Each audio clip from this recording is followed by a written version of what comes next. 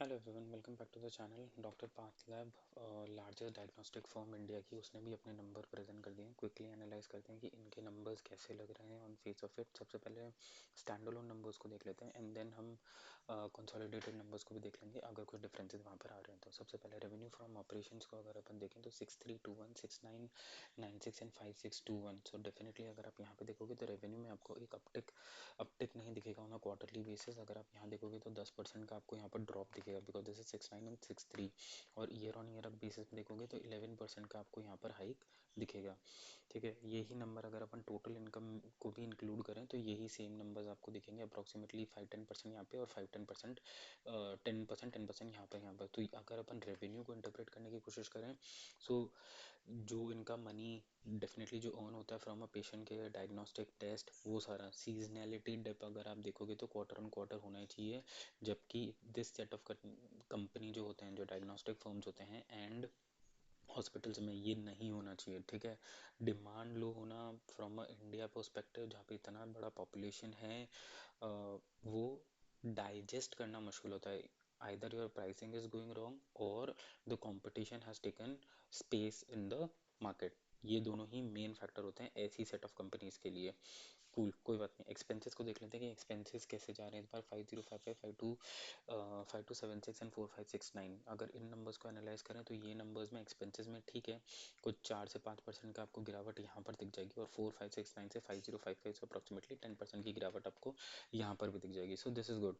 ये numbers on the face of it बड़े हैं, सॉरी ये नंबर्स एक्सपेंस लेवल पर बड़े हैं, तो डेफिनेटली कुछ ना कुछ तो प्रॉब्लम हुई है। फाइनेंस कॉस्ट में अगर अपन देख लें तो फाइनेंस कॉस्ट अगर इनकी देखें तो 7046, ये एक नंबर बहुत ज़्यादा बड़ा है। बाकी तो कॉस्ट ऑफ जो मटेरियल है वो तो जैसे जैसे डायग्नोस्टिक इनका सेल्स ग्रोथ होगी वो वैसे ही आएगा। ठीक है, देन अभी आ जाते हैं प्रॉफिटेबिलिटी पर। Profitability 921, 1457 and 1054।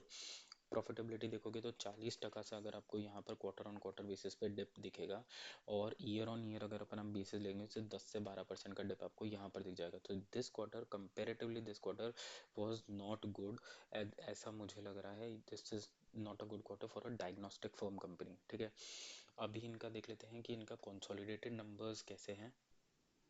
कूल, अगर अपन इनका कंसोलिडेटेड नंबर्स देखें तो मोस्टली तो सेम ही बात आएगी कि क्वार्टर ऑन क्वार्टर अगर आप देखोगे तो 10% का डिप आपको यहाँ पर दिखे जाएगा, और ईयर ऑन ईयर देखोगे तो 10% का आपको हाइक दिख जाएगा रेवेन्यू पैरामीटर्स पर। एक्सपेंसेस पे अगर अपन देखें तो एक्सपेंसेस में भी वही दिखेगा, 4% का आपको यहाँ पर डिप दिख जाएगा, and then year on year basis पे अगर आप देखोगे तो अप्रॉक्सीमेटली 10% का आपको हाइक दिख जाएगा। प्रॉफिटेबिलिटी पर अगर बात आ जाए तो प्रॉफिटेबिलिटी में again 914, 1522 and 981। So that means 40% का यहाँ पर तो डिप है ही है, एंड देन 981 से 914, सो अप्रॉक्सीमेटली 6 से 7% का डिप आपको यहाँ पर भी दिख जाएगा। सो कंसोलिडेटेड की बात करें या स्टैंडअलोन की बात करें, नंबर्स मोस्टली सेम ही है। कूल, अभी आगे देखते हैं इसके अंदर कर क्या सकते हैं। सबसे पहले अगर इसको कंपेयर करें अदर डायग्नोस्टिक फर्म से, जिसके अंदर आपका मेट्रोपोलिस आ जाएगा, विजिया आ जाएगा, आपका वो नेफ्रो आ जाएगा जो अभी रिसेंटली लिस्टेड है, right, and other set of diagnostic firms आ जाएगा। सो ये सबसे लार्जेस्ट इसलिए क्योंकि इसका मार्केट कैप देखोगे तो 20,000 करोड़ प्लस का है, रेस्ट ऑल का 10,000 करोड़ से नीचे का है।